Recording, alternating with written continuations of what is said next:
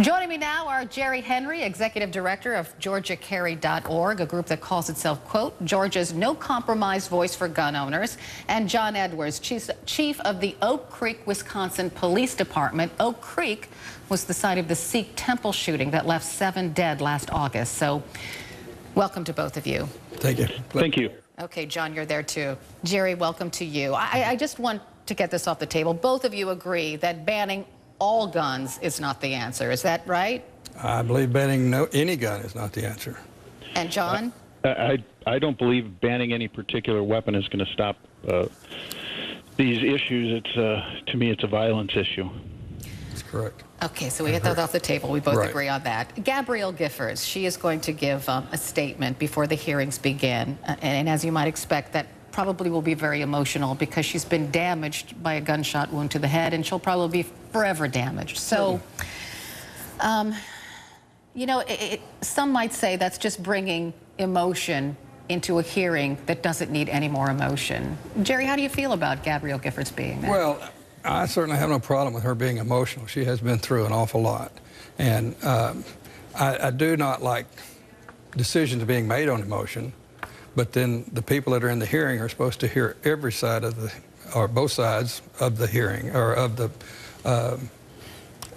issues, and then make the decision on whether they agree or whether they disagree. Their decision should not be based on emotion, but I don't see how you can keep her from being emotional.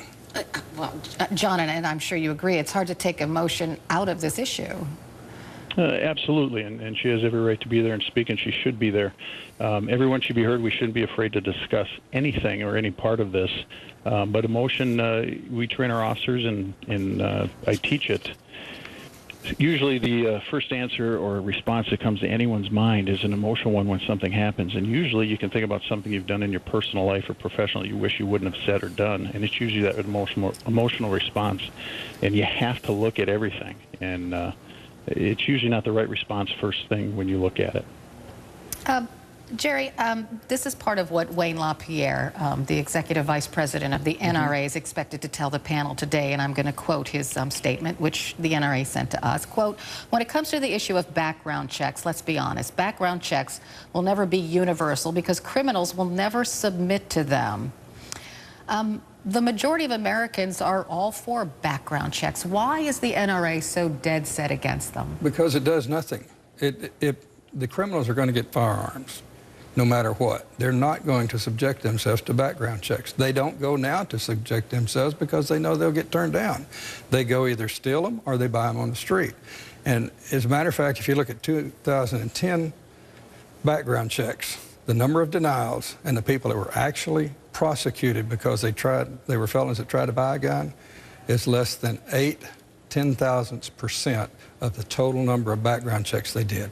So it's really not doing anything. And the criminals are not going to go for the background check. So John, as a law enforcement officer, are background checks valuable?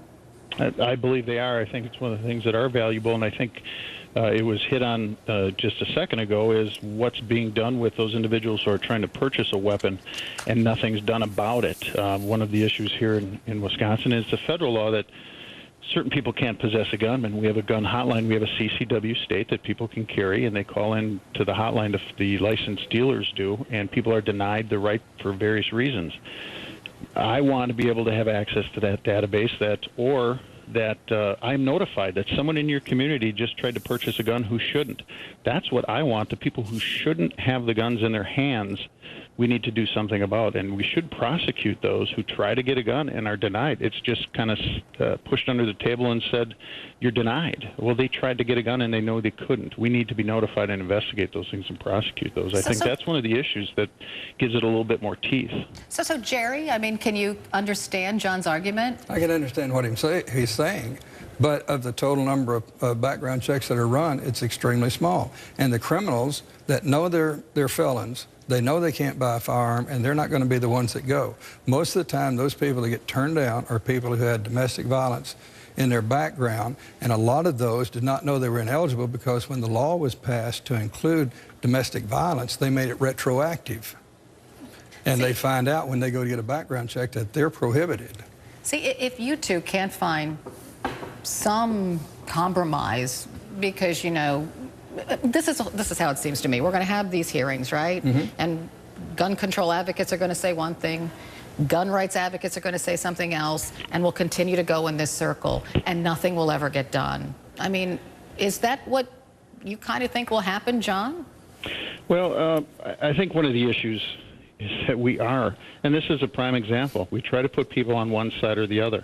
And from my perspective, this is a violence issue. We need to figure out what's causing the violence. We don't arrest the gun when somebody commits a crime, we arrest the individual.